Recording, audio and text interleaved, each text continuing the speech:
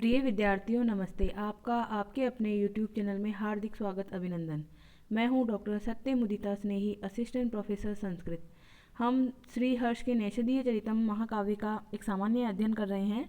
इसमें हमने श्री हर्ष के व्यक्तित्व और कृतित्व को देखा, उसके बाद नैषधीय चरितम की कथा वस्तु देखी और पिछले 3 वीडियो से हम इसके जो वैशिष्ट्य को देख रहे हैं, जिसमें विविध प्रकार के चरित्र चित्रण, प्रकृति चित्रण, अलंकार विधान, भाषा शैली इत्यादि का अध्ययन कर चुके हैं। आज हम इस सामान्य अध्ययन का समापन एक तरह से करेंगे और इसमें जो नैषद विद्वद औषधम नाम की एक उक्ति प्रसिद्ध है, इसका एक तरह से समीक्षा करेंगे कि नैषद विद्वद औषधम किस प्रकार से है। अर्थात इस ग्रंथ का हम एक तरह से पांडित्य देखेंगे। पांडित्य मतलब पंडित, पंडित का मतलब होता है विद्वत्ता, ज्ञान। तो ये जो ग्रंथ है वो केवल एक कविता ही नहीं है, अपितु ये वैदुष्यपूर्ण ग्रंथ है, यानी कि यह अनुपम ज्ञान भंडार है। तो इसी दृष्टि से आज हम इसको देखते हैं। नैषद विद्वद औषधम, ये जो पंक्ति है यह एक तरह से इसका खुद ही पांडित्य बताती है, खुद ही इसका वैदुष्य बताती है कि ये ग्रंथ किस प्रकार का है। इसका जो पंक्ति है इसका अभिप्राय है कि नैषद जो काव्य है वह विद्वानों के लिए औषधि के समान है, दवा के समान है। अर्थात विद्वान जो अपने आप को मानते हैं, अपने आप को पंडित मानने वाले जो दिखावटी विद्वान है, उनके लिए एक दवा के समान है, यानी उनका दिखावटी जो वैदुष्य है उनके लिए वह उपचार है, उनका इलाज है। यानी कि उनकी अक्ल को ठिकाने लगाने वाला एक ग्रंथ है कि वो अपने आप को अगर विद्वान वाकई में कहना चाहते हैं तो इस ग्रंथ को पढ़ें एक बार और जानें कि वो क्या कितने विद्वान हैं। अगर वो इस ग्रंथ को पढ़ लेते हैं तो उसके बाद उनका जो विद्वान होने का खुमार अपने आप उतर जाएगा और उसके बाद उनका एक तरह से उनकी दिखावटी विद्वत्ता का इलाज हो जाएगा। इस प्रकार से यह उक्ति इसमें प्रसिद्ध है। और इस उक्ति का एक दूसरा अर्थ इस रूप में भी लिया जाता है कि इसमें विविध प्रकार की विद्याओं का संकलन है। तो विविध प्रकार की विद्याओं का संकलन का भी अभिप्राय यही है कि कोई एक विद्वान किसी एक ही क्षेत्र का ज्ञाता होता है, परंतु ये ग्रंथ ऐसा है जिसमें श्री हर्ष ने विविध प्रकार के ग्रंथों को डाला है, विविध प्रकार के शास्त्रों को डाला है, जिसमें वेद, दर्शन, पुराण, इतिहास, धर्मशास्त्र, काव्यशास्त्र, व्याकरण, विविध प्रकार की कलाएं सब इसमें आ गया है। तो इस प्रकार से ये विद्वानों के लिए ये अपनी जो है विद्वत्ता को परखने की कसौटी भी है कि वह कितने अच्छे विद्वान हैं या कितने किस कोटि के विद्वान हैं। तो देखते हैं हम, जैसा कि स्क्रीन पर आपको दिखाई दे रहा है। श्री हर्ष ने नैषधीय चरित की रचना करके अपनी कवित्व शक्ति का तो सुंदर परिचय दिया ही है, साथ ही इस महाकाव्य के परिशीलन में उनकी अप्रतिहत मेधा यानी बुद्धि, विविध प्रकार की विद्या, वैदुष्य एवं अनुपम पांडित्य का भी ज्ञान प्राप्त हो जाता है कि कवि जो हैं केवल कल्पना करके केवल काव्य नहीं लिखते हैं, बल्कि उन्हें ज्ञान भी है, उन्हें विद्वत्तापूर्ण ज्ञान भी है अनेक अनेक ग्रंथों का। महाकवि श्री हर्ष ने अपने महाकाव्य के 10वें सर्ग में विस्तार के साथ सरस्वती के जिस स्वरूप का वर्णन किया है, उससे ऐसा प्रतीत होता है कि वस्तुतः वह उनकी अपनी अद्वितीय प्रतिभा की प्रस्तुति ही है। यानी कि सरस्वती के स्वरूप का वो वर्णन कर रहे हैं। तो सरस्वती तो वैसे भी ज्ञान की देवी हैं, ज्ञान का भंडार है। तो सरस्वती के स्वरूप का वर्णन करने के माध्यम से ऐसा लग रहा है कि कवि स्वयं अपनी प्रतिभा का ही परिचय करा रहे हैं पाठकों को कि मैं किस प्रकार का हूँ। क्योंकि जब कवि में वो गुण होंगे तभी तो वह गुण वो सरस्वती देवी पर घटा के सरस्वती के माध्यम से कहेंगे। तो सरस्वती के स्वरूप का वर्णन करने के माध्यम से एक तरह से कवि ने अपनी ही अद्वितीय प्रतिभा का परिचय दिया है। जो श्री हर्ष हैं वह विभिन्न वेद आपको पता ही है कि ज्ञान के भंडार है। वेद शब्द का मतलब ही होता है ज्ञान का भंडार। तो ऋग्वेद, सामवेद, अथर्ववेद, जो हमारे इस तरह से वेद हैं, यजुर्वेद, ये सब वेद जो हैं वो ज्ञान के भंडार हैं। वेद के साथ वेदांग भी होते हैं। भारतीय दर्शन में सारे दर्शन आते हैं, चारवाक, न्याय, वैशेषिक, सांख्य, वेदांत, योग, मीमांसा, ये सारे दर्शन हैं हमारे। पुराण हैं, 18 प्रकार के पुराण प्रसिद्ध हैं। इतिहास ग्रंथ होते हैं, धर्मशास्त्र होते हैं, जो जैसे कि मनुस्मृति और इत्यादि जो स्मृति शास्त्र होते हैं, वह काव्य शास्त्र होते हैं। विभिन्न प्रकार के काव्य शास्त्रों में अलंकार लक्षण और छंद लक्षण, इस प्रकार की विभिन्न प्रकार के वर्णन, ज्ञान प्रद वर्णन होते हैं। व्याकरण का भी कवि को बहुत अच्छा सा ज्ञान है। अभी हम देखेंगे किस प्रकार से उन्होंने अपवर्गीय तृतीयाई सूत्र का एक अलग ही तरह का विश्लेषण किया है। विविध प्रकार की कलाएं इत्यादि से परिनिष्ठ ज्ञान जो है वह श्री हर्ष ने इस ग्रंथ में एक तरह से उड़ेल दिया है, उसमें भर दिया है। तो एक विद्वान है डॉक्टर S.K. डे, उन्होंने इस ग्रंथ के बारे में लिखा है। क्या लिखा है? यह तो मानना ही पड़ेगा कि नैषधीय चरित्र केवल एक वैदुष्यपूर्ण काव्य ही नहीं है, अपितु अनेक प्रकार के परंपरागत ज्ञान का भंडार है, और किसी व्यक्ति को उस समस्त ज्ञान से पूर्ण सुसज्जित होकर ही इसमें प्रवेश करना चाहिए। कि जैसे इसमें ज्ञान है, मान लो इसमें दर्शन का ज्ञान है, और आप इस काव्य को पढ़ने के लिए बैठ गए और आपको दर्शन बिल्कुल ही नहीं आता, तो आपको कुछ समझ में नहीं आएगा कि कवि क्या कहना चाह रहे हैं। तो आपको पहले दर्शन जानना होगा, फिर आप इसमें उतरेंगे इसको पढ़ने के लिए, तो आपको अच्छे से समझ में आएगा। तो इस प्रकार से यह केवल एक कवि की कविता ही नहीं है, अपितु यह कवि का वैदुष्यपूर्ण ज्ञान है, और परंपरा का जितना भी ज्ञान था उस समाज में प्रचलित, वह सब इसमें डाला गया है। तो दार्शनिकता की दृष्टि से अब देखते हैं, हम इसको परखते हैं कि किसकी दृष्टि से कवि ने इसमें ज्ञान का भंडार भरा है। तो दार्शनिकता की दृष्टि से नैषधीय चरित्र जो है अपने आप में अद्वितीय ग्रंथ है, इसका कोई सानी नहीं है। क्योंकि एकमात्र ऐसा ये ग्रंथ है जिसमें काव्य के साथ ही दर्शन भी डाल दिया गया है। और इसके विषय में आपको पता ही है कि इनके पिता जो थे वो नैयायिक उदयनाचार्य से पराजित हो गए थे शास्त्रार्थ में। तो उन्होंने ही अपने पुत्र श्रीहर्ष से ये प्रतिज्ञा ली थी कि तुम इनसे बड़े विद्वान बनोगे और इनको हराओगे। तो श्रीहर्ष वेदांती बनते हैं, वेदांत दर्शन का ज्ञान प्राप्त करते हैं, क्योंकि न्याय से बढ़कर है वेदांत, न्याय से ऊपर के स्तर पे आता है वेदांत। तो उन्हें न्याय को अगर हराना है तो वेदांत का ज्ञान करना ही पड़ेगा। तो वेदांत का ज्ञान करने का मतलब है कि उससे पहले प्रचलित सारे दर्शनों को उनको जानना, उनकी कमियों को जानकर उनका खंडन करना, तब वेदांत का मंडन करना। तो श्रीहर्ष अद्वैत वेदांती थे, और उन्होंने क्रमशः जो दर्शन होते हैं हमारे चारवाक, न्याय, वैशेषिक, सांख्य, योग, मीमांसा और वेदांत, तो इस तरह की सीढ़ी पे क्रम से चढ़ते हुए उन्होंने वेदांत तत्व का मंडन किया है। तो चारवाक दर्शन के गंभीर खंडन मंडन की युक्तियों से परिपूर्ण जो नैषधीय काव्य है, उसका 17वां सर्ग जो है वो ऐसा लगता है कि दर्शन शास्त्र का ग्रंथ है, ये कवि का काव्य नहीं है, अपितु ये तो दार्शनिक ग्रंथ है, ऐसा हमें भ्रम उत्पन्न करने लगता है। और इसमें हमने ये भी देखा था कि जब स्वयंवर होता है दमयंती का, उसके बाद में जो देवता लोग जब प्रस्थान करते हैं तो उन्हें मिलता है कलियुग नाम का जो है वो मिलता है। और वह कलियुग क्योंकि चारवाक के सिद्धांतों का ही प्रतीक है, खाओ पियो मौज करो, तो इस प्रकार का जो चारवाक दर्शन है उसका खंडन करते हैं विभिन्न प्रकार के देवता वहाँ पर, क्योंकि देवता तो चारवाकी नहीं होते हैं, कुछ वेदांती हैं, कुछ न्यायिक हैं उसमें से, तो वो उसका खंडन करते हैं। तो यहाँ पर हमें ऐसा लगता है कि ये तो दार्शनिक ग्रंथ है। अद्वैत वेदांत के विभिन्न पक्षों को श्रीहर्ष ने अत्यंत सुंदर रूप में उपस्थापित किया है। श्रीहर्ष रचित खंड खाद्य तो अद्वैत वेदांत का सुप्रसिद्ध ग्रंथ है ही। ये हमने इनके कृतित्व और व्यक्तित्व वाला जो प्रथम वीडियो देखा था उसमें देखा था कि खंड खाद्य जो ग्रंथ है वह अद्वैत वेदांत का ग्रंथ है और श्रीहर्ष ने ही इसे लिखा है।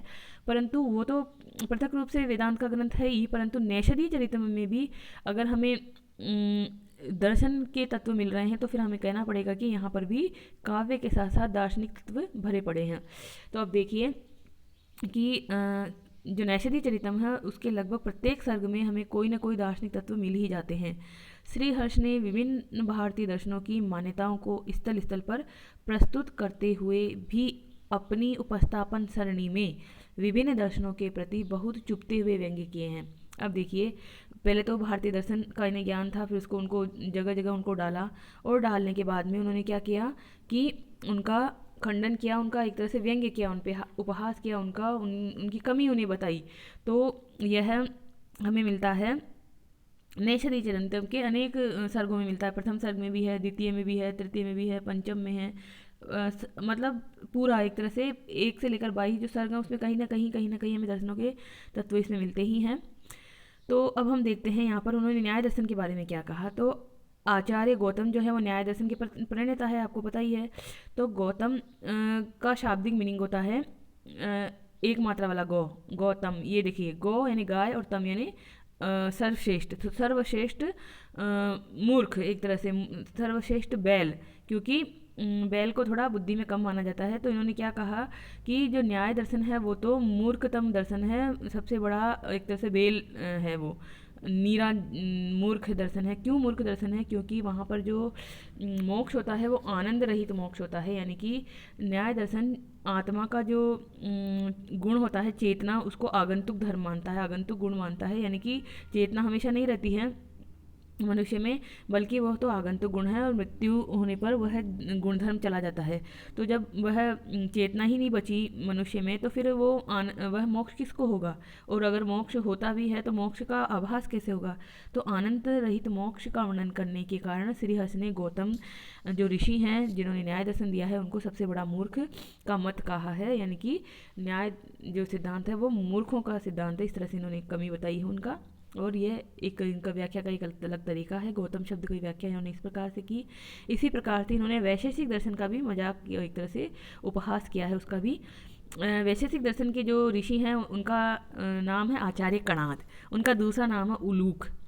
अब उलूक जो होता है, उल्लू क्या होता है? रात में देखता है, रात में देखता है और रात में अंधकार होता है। तो इन्होंने क्या कहा कि उल्लू ही एक ऐसा हो सकता है जो अंधकार तत्व को पहचान सकता है। तो कणाद ने वैशेषिक दर्शन में अंधकार यानी तमस को भी पदार्थ माना है, इसलिए इन्होंने इस प्रकार का व्यंग्य कर दिया उन पे। तो देखिए स्क्रीन पे क्या लिखा हुआ है, आचार्य कणाद जिनका दूसरा नाम उलूक है ने वैशेषिक दर्शन का प्रवर्तन किया था, जिसमें तमस यानी अंधकार को पदार्थ मानने का पर्याप्त विवेचन हुआ है। श्रीहर्ष ने नाम के वाच्यार्थ को ग्रहण करके व्यंग्य किया है कि उल्लू ही तमस तत्व का परीक्षण कर सकता है। उलूक मतलब उल्लू और तमस तत्व मतलब अंधकार तत्व। तो इस प्रकार से इन्होंने वैशेषिक दर्शन में भी एक कमी दिखा दी है। फिर आता है पाणिनि। पाणिनि की अष्टाध्यायी है, आपको पता है, उसमें अनेक प्रकार के सूत्र हैं। तो वहाँ पर अपवर्गीय तृतीया भी एक सूत्र है, जिसके बारे में श्रीहर्ष ने क्या कहा, अपवर्ग का शाब्दिक मीनिंग होता है मोक्ष और तृतीया मतलब तीसरा। तो यहाँ पर इसका अर्थ उन्होंने लिया है कि मोक्ष जो है वो तीसरे लिंग का विषय है, यानी कि एक होता है स्त्रीलिंग, एक होता है पुंलिंग। तो स्त्रीलिंग और पुंलिंग को मोक्ष के विषय में चिंता नहीं करनी चाहिए, यानी कि स्त्री और पुरुषों को तो अपना जो जीवन है वो मज़े से जीना चाहिए, उनको मोक्ष के बारे में सोचना नहीं चाहिए। ये जो मोक्ष है वो तो तीसरे लिंग की, यानी नपुंसक जो एक लिंग होता है जिसे आज के संदर्भ में थर्ड जेंडर कहते हैं, उनके लिए होता है। तो इस प्रकार से इन्होंने उनका भी मजाक एक तरह से बनाया है। तो ये कह सकते हैं, हम मजाक नहीं कहेंगे इसको कहेंगे कि कमी दिखाई है। जब इन्हें ज्ञान था उसका, उन ग्रंथों का, तभी तो उसमें से कमी निकालेंगे। किसी के अंदर कमी निकालने के लिए आप उसको पहले अच्छे से जानोगे तब उसमें कमी निकालोगे। तो इसलिए इन्होंने पूरे भारतीय दर्शनों को अच्छे से जाना और वेदांत का मंडन किया और अन्य दर्शनों का खंडन किया। इसी प्रकार से व्याकरण शास्त्र का भी जहाँ जहाँ जो कमियाँ थी उसका उन्होंने उपहास के रूप में खंडन किया है। अब देखते हैं हम श्रीहर्ष के अगाध पांडित्य ज्ञान के कारण ही नैषधीय चरित्र का सुंदर स्वरूप आपाततः ही काठिन्यपूर्ण हो गया है। अब जिसको कवि जो हैं अपना सर्वश्रेष्ठ मान रहे हैं कि मैंने अपना सर्वश्रेष्ठ इसमें डाला है, वो एक साधारण इंसान की दृष्टि से बहुत ही कठिनता उत्पन्न करने वाला विषय हो जाता है, क्योंकि सभी को ऐसा ज्ञान नहीं हो सकता है। इनके तो पास एक तरह से हमने पढ़ा था कि इन्होंने जो चिंतामणि जो मंत्र है उसका जाप करके त्रिपुर सुंदरी देवी से वरदान एक तरह से पाया था। तो इनके पास तो उस प्रकार का वरदान की शक्ति थी, इसलिए इन्होंने इस प्रकार का किया कि सब कुछ एक ही ग्रंथ में डाल दिया। परंतु सामान्य इंसान तो ऐसा वरदान प्राप्त नहीं होता है, तो उनके लिए ये ग्रंथ कठिनाई उत्पन्न करता है। यह काव्य विद्वत जन बोध्य है, यानी कि सामान्य जनों के लिए कठिन है, और विद्वान जो लोग हैं, सर्वश्रेष्ठ विद्वान, उनके द्वारा ही ये जाना जा सकता है। जो पाठक सहृदय होते हुए भी विविध शास्त्रों में पारंगत न हो, उसके लिए इस काव्य में प्रायः कुछ नहीं है। सामान्य के लिए इसमें कुछ नहीं है, इसलिए ये महाविद्यालय पाठ्यक्रमों में इसको कोर्स में नहीं रखा जाता है, से इसका एक सामान्य परिचय ही रखा जाता है। रस, अलंकार, रीति, दर्शन, व्याकरण, पौराणिक संकेत सर्वत्र ही श्रीहर्ष को समझ पाने के लिए टीकाओं, शास्त्रों और शब्दकोश का सहारा आवश्यक है। यानी कि इतनी सारी चीज़ें हैं इसमें कि अन्य अन्य ग्रंथों को साथ में लेकर बैठिए, तब आप इस ग्रंथ को समझ पाएंगे कि ये ग्रंथ कहना क्या चाहता है। पदे पदे इसमें दर्शन है, यानी पद पद पर दर्शन है, भारतीय दर्शन। व्याकरण है, व्याकरण के सूत्र जैसे अपवर्गीय तृतीया आया। अब ये अपवर्गीय तृतीया पाणिनि ने किस अर्थ में कहा, ये आपको जानना होगा, तब आप जान पाओगे कि कवि ने किस रूप में इसको लेकर इसकी आलोचना की है। काम शास्त्र का इसमें बहुत सारा हमें मिलता है उल्लेख। तो इस इन सब ग्रंथों का कोई ना कोई समाधान, समस्या का समाधान हमें इस ग्रंथ में मिल जाता है। कामशास्त्र के लिए मैंने आपको बताया था जब श्रृंगार रस का इसका रस निरूपण किया था कि जो वात्स्यायन का कामसूत्र है उस में भी जैसे उल्लेख है वैसे उल्लेख इसमें मिलते हैं, तो उसके सामने को रखते हुए कवि ने एक तरह से उसके समान ही यहाँ पर कामशास्त्र के रूप में श्रृंगार रस का वर्णन कर दिया था। तो वहाँ पर काफ़ी जो है अश्लीलता के स्तर पर पहुँच जाता है ये ग्रंथ। तो इस प्रकार से एक जो काम शास्त्र लिखकर वात्स्यायन प्रसिद्ध हो गए थे, तो कवि ने तो सब कुछ एक ही ग्रंथ में डाल दिया है। तो ये बहुत ही इनका वैदुष्य या पांडित्य प्रदर्शन है, और विद्वानों के लिए वह जो है औषधि के समान ये ग्रंथ है। यानी कि उनका जो विद्वान मानते हैं अपने आप को, पंडित मन्य माना जो लोग हैं, प्राज्ञ मन्य माना जो लोग हैं, उनके लिए यह एक तरह से इलाज है, दवा है।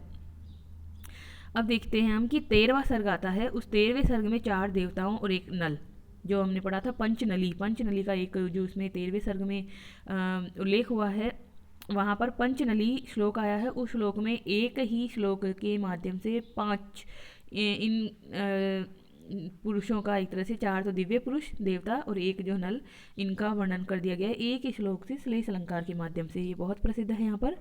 तो श्लेष अलंकार का भी ज्ञान होना चाहिए, फिर उस को जो श्लोक है 13वें सर्ग में उसको समझना चाहिए, उसको विभिन्न अर्थों में जानकर 4 जो देवता थे, इंद्र, वरुण, यम और अग्नि, उन पे घटाएंगे और एक नल पे घटाएंगे। तो इस प्रकार से यहाँ पर हमने देखा था कि जो गुण इंद्र में है वो नल में भी हैं, जो यम में है अग्नि में है और यम में है, ये सब गुण नल में भी हैं, परंतु नल में जो गुण हैं वो अमुक अमुक देवताओं में नहीं है। तो इस प्रकार से नल जो है वो देवताओं से, इन 4 देवताओं से भी सर्वश्रेष्ठ यहाँ सिद्ध होते हैं। तो ये ग्रंथ अलंकार की दृष्टि से, विशेष रूप से श्लेष अलंकार की दृष्टि से बहुत ही उत्कृष्ट ग्रंथ है। तो इसीलिए जो विद्वान हैं, आलोचक हैं, आलोचक समालोचक जो हैं, उन्होंने इसको कहा है विद्वानों के लिए औषध रूप कहा है, यानी नैषद विद्वद औषधम। इसको पंक्ति को आप याद रख लेंगे, बिल्कुल परीक्षाओं में आती है ये व्याख्या के लिए। विद्वद द में हलंत होने के बाद औषधम, नैषद काव्य विद्वानों के लिए औषधि के समान है, यानी दवा के समान है। तो मैंने अभी आपको समझा ही दिया कि किस प्रकार से दवा के समान है। और इसको एक अर्थ इस तरह से भी ले सकते हैं कि जैसे हम जो दवा है वो थोड़ी सी लेते हैं और हमारा इलाज हो जाता है, वैसे थोड़ा सा ही इसका अंश आप ग्रहण कीजिए और आपको जो है आपकी जो पंडित मन्य माना जो आपका घमंड है, जो विद्वान होने का जो आपका घमंड है, गर्व है, वो उतर जाएगा और थोड़ा ही आप इसका ले पाएंगे दवाई के रूप में।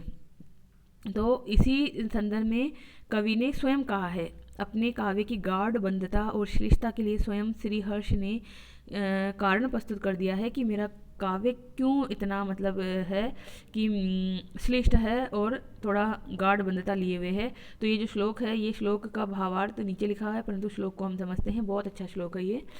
ग्रंथ ग्रंथिरिह क्वचित क्वचिदपि न्यासी प्रयत्नात् मया प्राज्ञं मन्यमाना हटेन पठिति माँ अस्मिन् खला खेलतु श्रद्धाराद्ध गुरु शतलीकृत दृढ़ ग्रंथि समासादय तु एतत् काव्य रसोर्मी मज्जन सुख व्यासज जन्म सज्जन है, व्यासज जन्म सज्जन है। इसमें इसका संक्षेप में सार यही है कि कवि स्वयं कह रहे हैं कि मैंने इस ग्रंथ में इस प्रकार की ग्रंथियाँ लगा दी है कि कोई जो साधारण जो कोई विद्वान है मेरे इस काव्य से खिलवाड़ न करे, यानी कि जानबूझकर मैंने इस ग्रंथ को कठिन बनाया है ताकि कोई इस ग्रंथ के साथ कोई खिलवाड़ नहीं कर सके। और इसको अगर इन्हें वाकई में जानना है तो किसी श्रद्धा युक्त गुरु के पास, किसी श्रेष्ठ गुरु के पास श्रद्धा युक्त पहुँचे, श्रद्धा युक्त होकर पहुँचे और उनसे उस ग्रंथ को समझे, तब आपको ये समझ में आएगा, नहीं तो ऐसे समझ में नहीं आएगा। आप अपनी मर्जी से इसकी व्याख्या नहीं कर पाएंगे कुछ भी। तो ये 21वें सर्ग में 152वां पद्य था ये। अब इसका भावार्थ देख लीजिए, क्योंकि पद्य तो आपको याद नहीं होगा पर भावार्थ तो आप लिख ही सकते हैं एग्जाम में। तो देखिए क्या कहा कवि श्री हर्ष ने, मैंने इस काव्य में स्थल स्थल पर प्रयत्नपूर्वक ग्रंथियाँ लगा दी है। ग्रंथियाँ मतलब एक तरह से गांठें, अवरोध लगा दिए हैं, जिससे पंडित होने का अभिमानी दुष्ट, कोई भी अभिमानी जो है वो हठपूर्वक इसके मर्म को जानने की चंचलता न करे, यानी कि हठपूर्वक इसके साथ खिलवाड़ करने की कोशिश ना करे। ये जो है ना, माँ अस्मिन खला खेलतु, इसके साथ खेलने की, खिलवाड़ करने की चेष्टा ना करें। वे ही सज्जन सहृदय इस काव्य के रस का अवगाहन सुख प्राप्त कर सकते हैं। काव्य रस ऊर्मी, काव्य रूपी रस की ऊर्मी में, तरंगों में अपने आप को डुबो सकते हैं, सुख प्राप्त कर सकते हैं, जिन्होंने श्रद्धापूर्वक गुरु की सेवा करके गुरु कृपा से इन ग्रंथियों को खोल लिया है। यानी कि जहाँ जहाँ इसमें कठिनाई आती है वहाँ गुरु की आपको सहायता लेनी पड़ेगी और आप जो है गुरु की सहायता के बिना इस ग्रंथ को नहीं पढ़ पाएंगे। तो इस प्रकार से ये है और ग्रंथ के विषय में कवि ने स्वयं ही कहा है कि किस प्रकार का ये ग्रंथ है। अब देखते हैं हम आगे कि जो है श्रीहर्ष ने अपनी इस कृति को श्रेष्ठ सिद्ध करते हुए अरसिक किंवा पंडित मन्य पुरुषों की निंदा की है उन्होंने, कि ये जो ग्रंथ है वो मेरा श्रेष्ठ ग्रंथ है और अरसिक जो लोग हैं जिनको रस में तो कोई चाह नहीं है परंतु अपने आप को वो विद्वत्तापूर्ण दिखाना चाहते हैं, पंडित मन्य मान्य लोग हैं, उनका उन्होंने आलोचना की है। और आलोचना करते हुए उन्होंने क्या कहा है, उन्होंने कहा है मदुक्तिश्चेद चेदमर्दयति सुधी भूय सुदीय किमस्या नाम स्याद अरस पुरुषा नाद भरई, अरस पुरुषा नाद भरई, नादर भरई, अनादर भरई। तो इस प्रकार से है संस्कृत की कोटेशन। अब देखते हैं हम आगे और क्या मिलता है हमें इस ग्रंथ में के विषय में। प्राय सभी विद्वानों का यह विचार है कि श्रीहर्ष ने ऊपर 5 कवियों का प्रभाव दिखाई देता है। श्रीहर्ष के ऊपर मतलब कवि किसी न किसी से तो प्रभावित हुआ ही होगा ना, ये तो मानना ही पड़ेगा। ये 12वीं सदी के उत्तरार्ध में होने वाले कवि हैं, तो इनसे पहले तो बहुत सारे कवि हो चुके हैं। तो इनसे पहले कालिदास, भारवी, माघ तथा कुमारदास सभी कवि थे और इन सभी कवियों का जो प्रभाव है वह श्रीहर्ष पर पड़ा है। अब देखते हैं हम इनके ग्रंथ में कि किस कवि का प्रभाव पड़ा और उसके प्रभाव के वशभूत होकर इन्होंने कैसा लिखा। तो कुमार संभव एक ग्रंथ है, वहाँ पर आपको पता है कि पार्वती और शिव जी की कथा है। तो पार्वती का वर्णन जैसा वहाँ पर आया है, विवाह से पूर्व उनका जैसे श्रृंगार वर्णन किया गया है वैसा ही वर्णन यहाँ पर दमयंती के प्रसादन के विषय में हुआ है 15वें सर्ग में। तो देखिए, विवाह के पूर्व दमयंती के प्रसादन वर्णन यानी 15वां सर्ग है। पर कुमार संभवम अर्थात कालिदास के कुमार संभवम में वर्णित पार्वती के विवाह पूर्व श्रृंगार वर्णन का स्पष्ट प्रभाव है। जैसा कालिदास ने वर्णन किया है पार्वती के विवाह पूर्व श्रृंगार वर्णन का, वैसा ही श्रीहर्ष ने दमयंती के प्रसादन का वर्णन किया है। इसी प्रकार दमयंती के स्वयंवर की कल्पना का जनक इंदुमती स्वयंवर ही है। तो इंदुमती स्वयंवर कहाँ मिलता है हमें? रघुवंश में मिलता है। कालिदास का ग्रंथ है रघुवंश, वहाँ पर इंदुमती का जैसा स्वयंवर वर्णित था वैसा ही यहाँ पर है। बस वहाँ फ़र्क ये है कि कालिदास ने तो एक ही सर्ग में स्वयंवर को वर्णन करके समाप्त कर दिया है, परंतु श्रीहर्ष ने बहुत ही विस्तार वर्णन करने के कारण 4 सर्गों में इस स्वयंवर का वर्णन किया है और बहुत ही अलंकारों से सज्जित करके, बहुत आडंबरपूर्ण वर्णन करके 4 सर्गों में इस स्वयंवर का वर्णन किया है। किसका स्वयंवर? दमयंती का स्वयंवर। तो देख लीजिए स्क्रीन पे ये बात लिखी है कि इस प्रकार दमयंती स्वयंवर की कल्पना का जनक इंदुमती स्वयंवर ही है। कालिदास ने एक ही सर्ग में उस संपूर्ण स्वयंवर का रसपूर्ण वर्णन कर दिया था। श्रीहर्ष ने विविध अलंकारों से सज्जित करके अत्यंत आडंबरपूर्ण 4 सर्गों में स्वयंवर का विस्तृत वर्णन कर दिया है। इसी प्रकार देवताओं का संदेश लेकर जाने वाले नल के दमयंती के साथ संवाद में ब्रह्मचारी वेशधारी शिव और पार्वती संवाद की झलक हमें प्राप्त होती है। अब आपको ये भी पता है कि जो कुमार संभव महाकाव्य है उसमें पंचम सर्ग में ब्रह्मचारी वेशधारी शिव जी आते हैं और पार्वती से संवाद करते हैं और उसकी एक तरह से परीक्षा लेते हैं कि पार्वती शिव जी को कितना चाहती है। तो वह दूसरे रूप में आते हैं, ब्रह्मचारी का वेश धर के आते हैं और बाद में अपना रूप प्रकट करते हैं। तो उसी प्रकार से नल और दमयंती का यहाँ संवाद होता है। तो नल भी जो है वो रूप देवताओं के दूत के रूप में यहाँ आए हैं और बाद में अपना रूप प्रकट करते हैं और दमयंती को अपना प्रेम एक तरह से जाहिर करते हैं और दमयंती भी राजा नल को चाहती है, ये जानकर बहुत खुश होते हैं। तो वैसा ही यहाँ वर्णन है। श्रीहर्ष के वर्णनों में पांडित्य प्रदर्शन स्पष्ट दिखता है। माघ का सूर्योदय वर्णन शोभा की दृष्टि से अपूर्व है। अब माघ जानते हो आप, शिशुपाल वध जिन्होंने लिखा है माघ कवि, उन्होंने सूर्योदय का वर्णन किया है, वहाँ पर बहुत अच्छा वर्णन उन्होंने किया है। परंतु श्रीहर्ष का जो नैषधीय चरितम के 17वें सर्ग में सूर्योदय का वर्णन हुआ है वह बहुत ही कृत्रिम और आडंबरपूर्ण दिखता है हमें। यानी कि उनसे उन्होंने लिया तो सही, परंतु वो अपने पांडित्य प्रदर्शन की वजह से उसको कृत्रिम और आडंबरपूर्ण उन्होंने बना दिया है, एक तरह से कृत्रिमता उसमें आ गई है। अब हम देखते हैं और आगे कि कवि जो थे श्रीहर्ष, उनके नैषधीय चरितम पर पूर्ववर्ती कवियों का भले ही प्रभाव दिखता रहा हो, परंतु पंडित समाज में श्रीहर्ष का सम्मान जो है वो पर्याप्त हुआ है और इन कवियों से ऊपर माना है अनेक विद्वानों ने श्रीहर्ष को। कलाविधि महाकाव्यों कलावादी है ना, कलावादी महाकाव्यों में यह अंतिम रचना कही जाती है। यानी कि इसके बाद इस तरह की कोई ग्रंथ नहीं लिखा गया है जिसमें इस प्रकार का ज्ञान भंडार भरा हो। तो कलावादी महाकाव्यों में श्रीहर्ष का नैषधीय चरितम महाकाव्य अंतिम रचना है। श्रीहर्ष की विद्वत्ता, गाढ़बंध तथा श्लेष प्रयोग से अत्यधिक प्रसन्न विद्वानों ने नैषधीय चरित को भारवी और माघ से भी ऊंचा स्थान दिया है।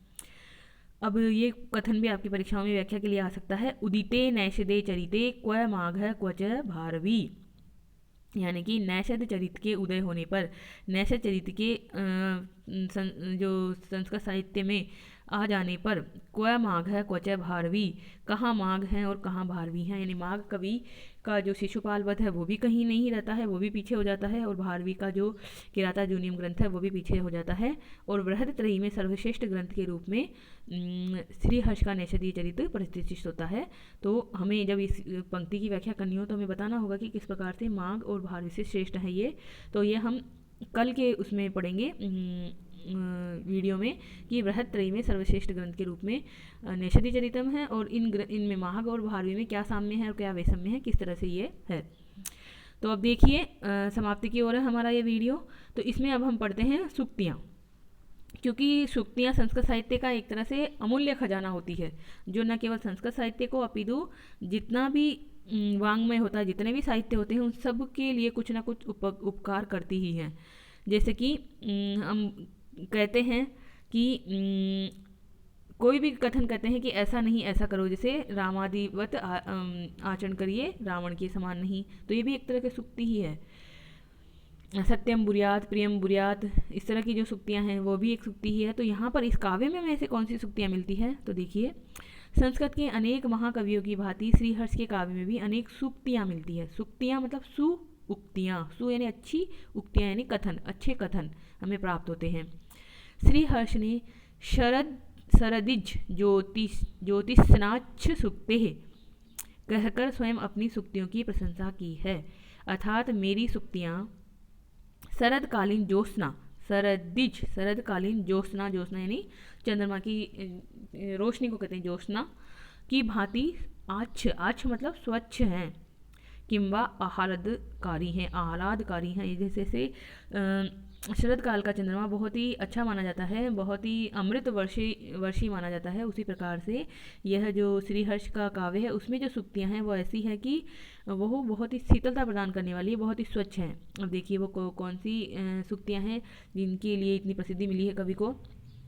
तो देखिए, क्व भोगम आपनोति न भाग्य भाग जन है, भाग्य भाग जन है यानी भाग्य का जो धनवान, भाग्य से धनवान जो व्यक्ति है वह कहाँ पर भोग को प्राप्त नहीं कर लेता, यानी कि अगर आपके भाग्य में लिखा है तो कहीं भी आपको भोग मिल ही जाएगा। ब्रुवते ही फलेन साधवो न तो कंठेन निज उपयोगिताम, साधु जो लोग होते हैं, सज्जन जो लोग होते हैं, वह फल के माध्यम से कहते हैं, अपने कंठ के माध्यम से अपनी उपयोगिता को नहीं कहते हैं, यानी कि उनके कार्य बोलते हैं, उन्हें बोलने की ज़रूरत नहीं पड़ती। जो सज्जन और जो अच्छे लोग होते हैं उनके कार्य अपने आप ही बोलते हैं, उन्हें बोलने की ज़रूरत नहीं पड़ती। सताम पुनः गुणवत् सन्निधि रेव सन्निधि, सज्जनों के लिए जो गुण, उनके गुण ही उनका खजाना होता है। इस प्रकार से स्वतः एवं सताम परार्थता, सज्जनों की जो परार्थता है, दूसरों के लिए जो उपकार करते हैं वो भाव उनमें स्वतः ही होता है। कर्म कह स्वकृतम अत्र न भुंगते, अत्र यहाँ पर स्वकृतम कर्म, अपने किए गए कर्मों को, कह न भुंगते, कौन नहीं भोगता है, यानी कि जो कर्म आपने किए हैं वो तो आपको भोगने ही पड़ेंगे। ये कर्म का सिद्धांत है, आप उसे बच नहीं सकते हैं, भगवान भी आपको नहीं बचा सकता है, क्योंकि भगवान भी कर्म के अनुसार ही आपको फल देता है। आर्जवम ही कुटिलेषु न नीति, कुटिल लोगों पर, दुष्ट लोगों पर आर्जवम यानी सरलता नहीं करनी चाहिए, न नीति के रूप में नहीं है। कुटिल लोगों पर सरलता रखना नीति नहीं है, कुटिलों के साथ कुटिलता का ही व्यवहार करना चाहिए। सटे साट्यम समाचरित, इस प्रकार से है ये कि दुष्ट लोगों के साथ सरलता ठीक नहीं है। फिर आता है मितम च सारम च वचो ही वाग्मिता, वचः यानी वचन, वचन की जो विशेषताएं हैं दो प्रकार से होती हैं, मितम च सारम च। मित हो यानी सीमित हो, कम बोलें, सारम सारवान बोलें, तो यही वाग्मिता है, यानी कि वाक कुशलता है। बोलने की कुशलता क्या होती है, कम बोला जाए और सारवान बोला जाए तो यह वाग्मिता होती है। चकासति योग्येन ही योग्य संगम है, योग्य संगम है, योग्येन योग का साथ मिलने से जो है योग्येन योग्य व्यक्ति को योग्य का साथ मिले तो वह प्रकाशित हो जाता है, यानी कि योग्येन ही चकासति योग्य संगम है। स्वाभाविकात कृत्रिमम अन्य देव, स्वाभाविकता से जो है अन्य है कृत्रिमता, कृत्रिमता अलग ही होती है, स्वाभाविकता अलग ही पहचान में आती है, स्वाभाविकता से जो है वो अलग ही है। फिर आता है आपका विधे रहो वांछित विघ्न यत्ना, विधे रहो वांछित विघ्न यत्ना। विधि जो है वो जब वांछित की प्राप्ति करने लगते हो तो विघ्न तो आते ही हैं। और इसी प्रकार से किम विदग्धम मनसाम अगोचर है, विदग्ध मनुष्यों के लिए, जो वैदुष्यपूर्ण विद्वान मनुष्य उनके लिए कुछ भी अगोचर नहीं है, मन से वो जान ही लेते हैं। प्रत्यय परवाची कह, तो इस प्रकार से ये सूक्तियाँ हैं। और जो विद्वान हैं उन्होंने इनके व्याख्या के क्रम में बहुत ही अच्छे अच्छे कथन कहे हैं। तो एक एस के डे जो हैं उन्होंने भी इस ग्रंथ की जो क्या कहते हैं प्रशंसा में संस्कृत में नहीं बल्कि अंग्रेजी साहित्य में एक कथन दिया है, जो कि हमें सुशील कुमार दे एक लेखक हैं, उनकी the history of Sanskrit literature में मिलता है। तो ये कथन है, आप ध्यान रखें तो रख सकते हैं, नहीं तो कोई आवश्यकता नहीं है इसकी। और इस प्रकार से हम आज अपने ग्रंथ को यहीं पर समाप्त करते हैं। कल फिर हम इसमें आगे का पढ़ेंगे और जानेंगे कि बृहत्तरी में कौन कौन से ग्रंथ शामिल हैं और किस प्रकार से उनमें साम्य विषम्य है। आज हम इसको यहीं पर विराम देते हैं। तो तब तक के लिए नमस्कार। वीडियो अच्छा लगे तो लाइक कर दीजिए, अगर पहली बार चैनल पर आए हैं तो सब्सक्राइब कर लीजिए। किसी भी तरह का या कोई कमेंट हो तो यूट्यूब में जो होता है बॉक्स, डिस्क्रिप्शन बॉक्स, उसमें अवश्य लिखें। और अंत में जयतु संस्कृतम जयतु भारतम। धन्यवाद, कल फिर मिलेंगे। जयतु संस्कृतम जयतु भारतम, जयतु संस्कृतम जयतु भारतम। धन्यवाद।